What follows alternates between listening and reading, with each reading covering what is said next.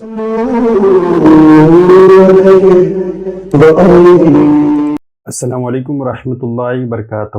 خیر مقدم ہے آپ کا فدا نامے میں۔ پیارے نبی صلی اللہ علیہ وآلہ وسلم کے پیارے چچا حضرت عباس ابن عبد المطلب رضی اللہ عنہ کے حوالے سے عرض کرنے کی سعادت حاصل کر رہے ہیں۔ اس امید کے ساتھ ویڈیو پسند آنے کی صورت میں لائک کریں، شیئر کریں اور فدا نامہ یوٹیوب چینل کو سبسکرائب کریں۔ کچھ شخصیات زمانے جاہلیت و اسلام دونوں میں عزت کے نکاح اور توقیر کے نکاح سے دیکھی جاتی رہی ہیں اور ان کی رائے کو تسلیم کیا جاتا رہا۔ ان میں سے ایک ذات بابرکت حضرت عباس رضی اللہ عنہ کی بھی ہے۔ آپ اسلام لانے سے قبل اور اسلام لانے کے بعد ہمیشہ عزت و تکریم کی نگاہ سے دیکھے جاتے رہے۔ اس گھرانے کے طبع سلیم رکھنے والے بزرگ اعلان نبوت سے قبل ملت خلیل پر عمل کر پیرا تھے۔ حضرت عبد المطلب رضی اللہ عنہ چنانچہ ان کی پرہیزگاری عرب میں مشہور تھی، اس لیے بیت اللہ اور دیگر اہم قومی امور کی نگرانی انہی کے ذمہ داری تھی۔ حضرت عبد المطلب کے بعد قریش نے حضرت عباس میں علم، شجاعت، سخاوت، سیادت، خاندانی نجابت و صلہ رحمی دیکھ کر انہیں بیت اللہ کا محافظ منتخب کیا۔ چنانچہ حضرت عباس رضی اللہ عنہ ہمیشہ بیت اللہ خانہ کعبہ کی حفاظت کرتے رہے اور اپنے وقت کو اسی میں صرف کیا کرتے تھے۔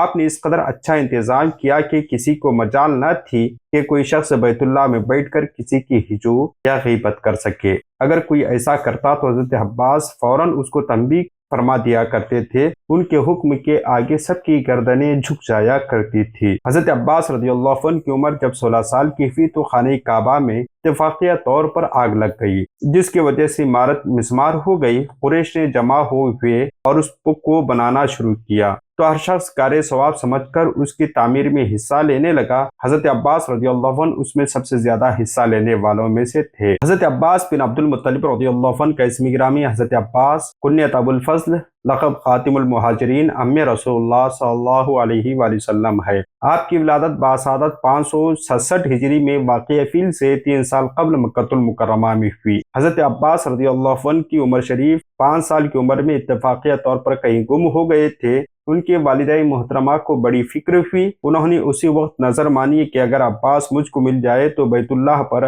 حریر و دباج کا جو نہایت قیمتی بیش قیمتی کپڑا ہوتا ہے اس کا غلاف چڑھاؤں گی۔ نظر ماننے کے بعد ہی حضرت عباس رضی اللہ عنہ مل گئے۔ ان کی والدہ نے نظر پوری کی۔ حضرت عباس رضی اللہ عنہ کی والدہ وہ اول عرب خاتون تھی جنہوں نے بیش بہا کپڑے کا غلاف بیت اللہ کو پہنایا۔ زمانے جاہلیت میں حضرت عباس رضی اللہ عنہ ان افراد میں سے تھے جو لکھنا اور پڑھنا جانتے تھے۔ چنانچہ حضرت عباس جب سن تمیز کو پہنچے تو علم الانصاف، علم التاریخ، علم الادیان میں مہارت حاصل کر لی تھی۔ چونکہ عرب میں علوم عزت کی نگاہ سے دیکھے جاتے تھے، خصوصاً علم الانصاف، کیونکہ حضرت ابراہیم و حضرت اسماعیل علیہ السلام ہی کے زمانے سے برابر یہ روایت چلی آ رہی تھی کہ علم الانصاف کا بہت خیال رکھا جاتا تھا۔ رسول اللہ صلی اللہ علیہ وآلہ وسلم کی بعثت کے بعد رسول اللہ صلی اللہ علیہ وسلم کا ہر صحابی وحی کا امین اور علوم مصطفیٰ کا وارث بنا۔ حضرت عباس رضی اللہ عنہ کا نکاح حضرت لبابۃ الکبریٰ رضی اللہ عنہا سے ہوا جو ام المؤمنین حضرت میمونہ کی حقیقی بہن تھی۔ ابن سعد نے لکھا ہے کہ حضرت لبابۃ الکبریٰ جن کی کنیت ابو الفضل ہے، یہ وہ پہلی خاتون ہیں جو خدیجۃ الکبریٰ رضی اللہ عنہا کے بعد مسلمان ہوئی، اور بہت سی حدیثیں اس حوالے سے مروی ہیں۔ یہ رسول اللہ صلی اللہ علیہ وآلہ وسلم کی چچی محترمات تھیں اور پیارے نبی صلی اللہ علیہ وآلہ وسلم آپ کا بہت خیال رکھا کرتے تھے۔ حضرت عباس رضی اللہ عنہ پیارے نبی صلی اللہ علیہ وسلم نے جب اعلان نبوت فرمایا تو اس وقت حضرت عباس رضی اللہ عنہ کی عمر 43 سال تھی۔ آپ نے غزوہ بدر ہی کے بعد اسلام ظاہر کیا۔ اس کی وجہ ہے کہ آپ ایک عرصے تک مکہ میں مقیم رہے اور اعلانیہ دائر اسلام میں داخل نہ ہو سکے، اور اعلانیہ دائر اسلام میں داخل نہ ہونا در حقیقت ایک مصلحت پر مبنی تھا۔ کفار مکہ کی نقل و حرکت اور ان کے رازہائے سربستہ کی اطلاع پیارے نبی صلی اللہ علیہ وآلہ وسلم تک پہنچایا کرتے تھے۔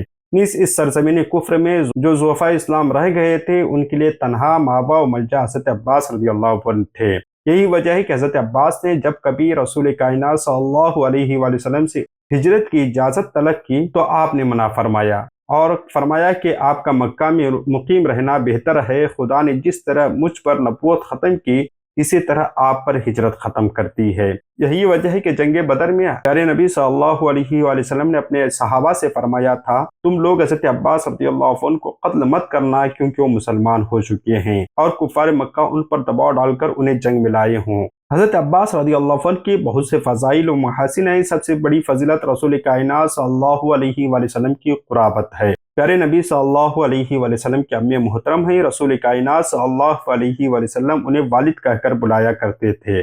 جب پورے قوم نے آپ کا ساتھ چھوڑ دیا، دشمنی پر اتر آئے اور معاشرتی ہر قسم کا آپ کے ساتھ بائیکاٹ کر دیا، خاندان بنی ہاشم نے شیب ابی طالب میں 3 سال انتہائی قسم پرسی میں بسر کے یہاں تک نوبت آئی کہ درختوں کے پتے کھانے، سوکھا چمڑا چبانے اور پیٹ پر پتھر باندھنے کی نوبت آئی۔ ان مشکل حالات میں حضرت عباس اور حضرت عبد المطلب رضی اللہ عنہ نے رسول کائنات صلی اللہ علیہ وسلم کا ساتھ دیا۔ بالآخر حضرت عباس رضی اللہ عنہ کے فضائل و محاسن کو جتنا بیان کیا جائے اتنا کم ہے، اور حضرت عباس رضی اللہ عنہ سے بے شمار احادیث بھی مروی ہیں۔ آپ کا وصال 12 رجب المرجب 32 ہجری بمطابق 18 فروری 653 عیسوی بروز جمعۃ المبارکہ 88 سال کی عمر میں ہوا۔ جنت البقیع میں آپ کو سپرد خاک کیا گیا۔ حضرت علی کرم اللہ وجہ الکریم نے آپ کو قبر میں اتارا۔ ہماری دعا ہے کہ رب قدیر آپ کے قبر انور میں رحمت انوار کی بارشیں نازل فرمائے اور حضرت عباس رضی اللہ عنہ کے توسل سے ہمارے گناہوں کو معاف فرمائے۔